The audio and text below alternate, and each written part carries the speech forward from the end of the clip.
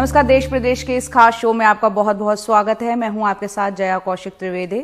सबसे पहले बात करते हैं छत्तीसगढ़ की, जहां के बीजापुर में नक्सली हमले के बाद दर्द की कई तस्वीरें सामने आई हैं, संवेदनाओं की भी और हिम्मत की भी। इन्हीं तस्वीरों के बीच एक बच्ची गुहार लगा रही है नक्सलियों से उसके पिता को छोड़ने की। नक्सलियों का दावा है कि सीआरपीएफ में तैनात ये जवान उनके कब्जे में है। हालांकि पुलिस कह रही है कि दावे की पुष्टि अभी बाकी है। आइए देखते हैं हमारे सहयोगी अनुराग द्वारी की ये रिपोर्ट।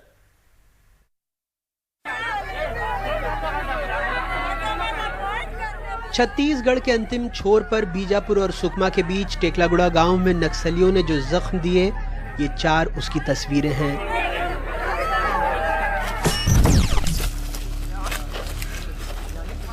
मौत के बाद शहीद के साथी शव को पलटकर देख रहे हैं कि कहीं नीचे बम न बांध दिया हो।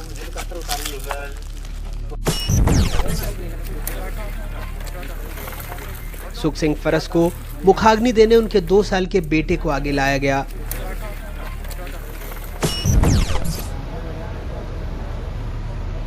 कोबरा कमांडो बलराज सिंह ने बताया कि कैसे भारी फायरिंग के बीच अपनी पगड़ी खोलकर अपने साथी के पैर में उन्होंने बांधा ताकि खून रुक जाए। फर्स्ट एड में थोड़ी देरी हो रही थी जी, क्योंकि वो जो फर्स्ट एड वाला सब हमारा उस्ताद था, वो थोड़ा एसटीएफ के जवान को फर्स्ट एड दे रहा था। तभी हमारे ऐसे हिसाब को आके एक स्प्लेंडर लग गया उनके पाँव में, उन्हीं के पास में ग्रेनेड फटा। तो तभी मतलब कि ज़रूरत थी कि मतलब कि वो बहुत ब्लीडिंग हो रही थी उनकी, और उनका ब्लड रोकने के लिए फिर मेरे को मतलब कि पगड़ी मतलब अपनी बांधनी पड़ी उनके ऊपर फाड़ के। सबसे मार्मिक तस्वीर जम्मू से आई। कोबरा कमांडो राकेश्वर सिंह मनहास के घर से, जिनके बारे में दावा किया जा रहा है कि वो नक्सलियों के कब्जे में हैं। बिटिया कह रही हैं, नक्सल अंकल पापा की याद आ रही है, उन्हें छोड़ दो। मेरा पापा जल्दी वापस आ जाए।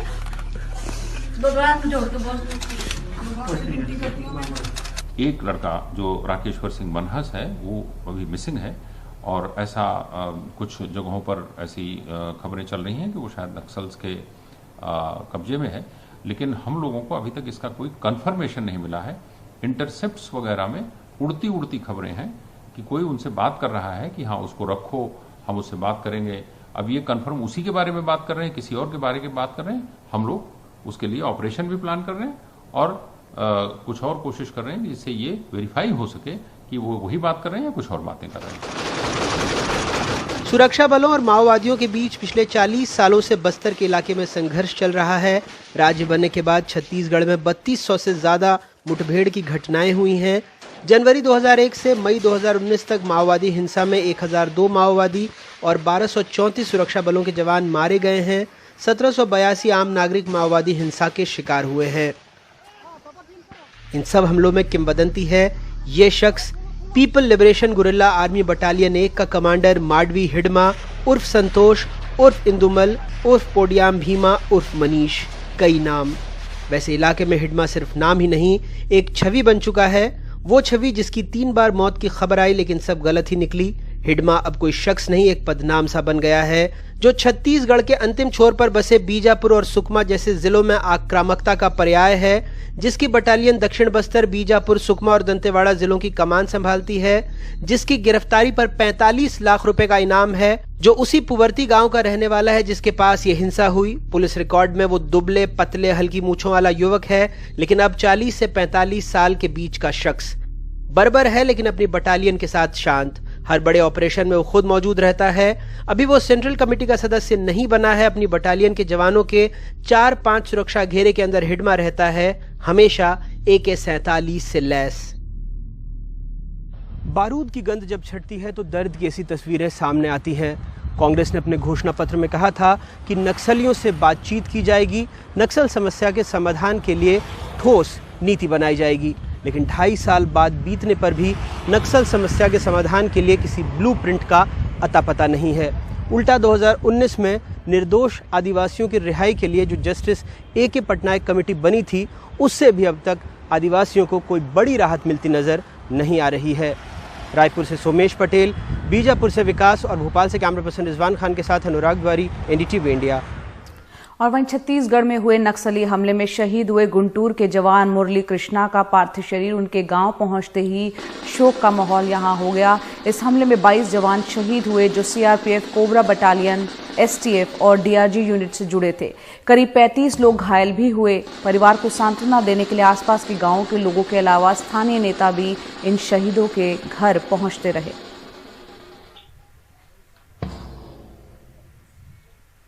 अगली खबर उत्तर प्रदेश से, जहां पंचायत चुनाव में चंबल की पूर्व दस्यु सुंदरी सुरेखा गुर्जर भी कूद पड़ी हैं।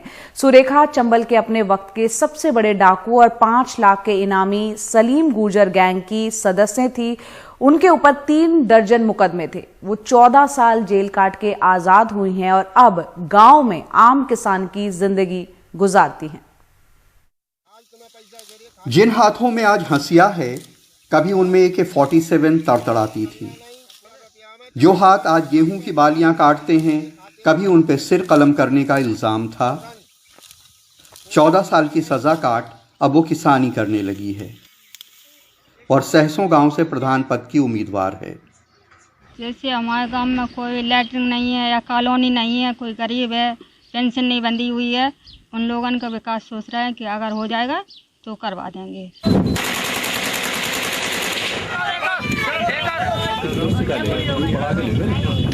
सुरेखा की भी जिंदगी डाकू गैंग में कुछ यूं ही होती थी।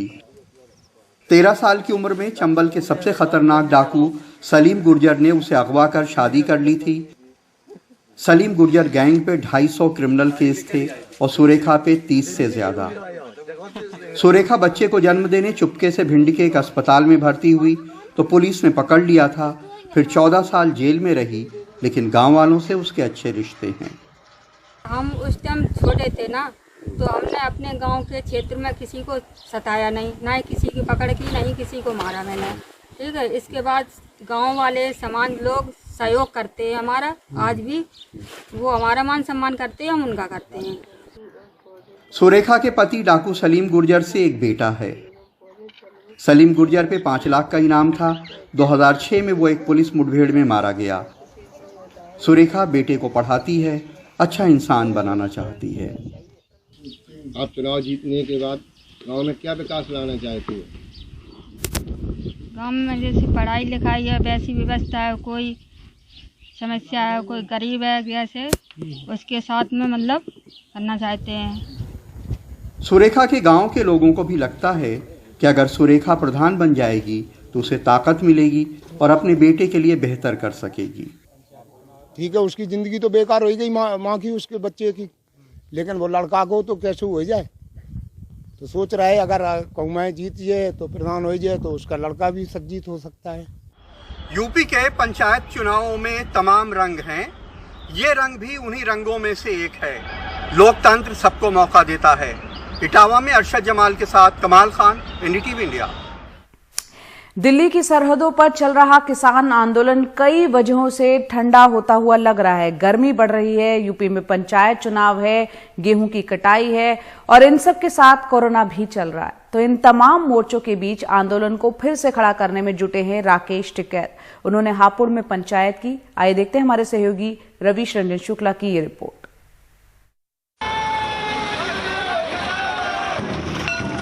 गाजीपुर बॉर्डर से करीब 60 किलोमीटर दूर हापुड़ के किसान नगाड़ा बजाकर संघर्ष तेज करने का ऐलान कर रहे हैं। देश भर में पंचायत करने वाले राकेश टिकैत दिसंबर के बाद पहली बार हापुड़ में पंचायत करने पहुंच रहे हैं। बग्गी पर बैठाकर किसानों ने स्वागत किया। अब राकेश टिकैत नए सिरे से गाजीपुर बॉर्डर पर किसानों को जुटाने की मुहिम चला रहे हैं। वो कहते हैं चुनाव के चलते सरकार दिल्ली में नहीं है। बढ़ जाएगा, लगेगा सरकार फसल पड़ने में 1-8 महीना लगेगा। भीड़ जब सरकार ही नहीं है दिल्ली में, जब सरकार आ जाएगी भीड़ भी आ जाएगी। अच्छा, तो सरकार कहाँ है? तो सरकार तो बंगाल में चुनाव लड़ेगी। उत्तर प्रदेश में गेहूं और गन्ने की कटाई के साथ पंचायत चुनाव के चलते गाजीपुर बॉर्डर पर किसानों की संख्या लगातार घट रही है। इस पंचायत के जरिए राकेश टिकैत ने सभी जाति और धर्म के लोगों को गाजीपुर बॉर्डर पर पहुंचने को कहा, ताकि फिर से किसानों को बड़ी तादाद में जुटाया जा सके। हापुड़ जो है गाजीपुर बॉर्डर के नजदीक है, इसलिए यहाँ की सहभागिता बहुत जरूरी है। तो उसी अभियान के तहत एक छोटी सी मीटिंग, गेहूं कटाई का समय है, दोनों विपरीत परिस्थितियां हैं। अभी दिल्ली में सरकार भी नहीं है, हम भी अपना काम निपटा रहे, लेकिन जब सरकार दिल्ली में आएगी तो हम भी पूरी ताकत के साथ जाएंगे। सरकार अपनी ओर से किसानों के साथ दोबारा बातचीत की कोशिश करती नहीं दिख रही है। ऐसे में लंबे खिंच रहे किसान आंदोलन में दोबारा जान फूंकना किसान नेताओं के लिए एक बड़ी चुनौती है। 5 राज्यों का चुनाव है, उसके बाद में जो किसान हैं वो फिर से गाजीपुर बॉर्डर पर जुटेंगे और एक नए तरीके का जो किसान आंदोलन है उसको खड़ा किया जाएगा ताकि सरकार पर दबाव पड़े और सरकार फिर से किसानों से बातचीत करे और कृषि कानून को वापस ले। हापुड़ से मनोज ठाकुर और अदनान के साथ रवीश रंजन शुक्ला, एनडीटीवी इंडिया।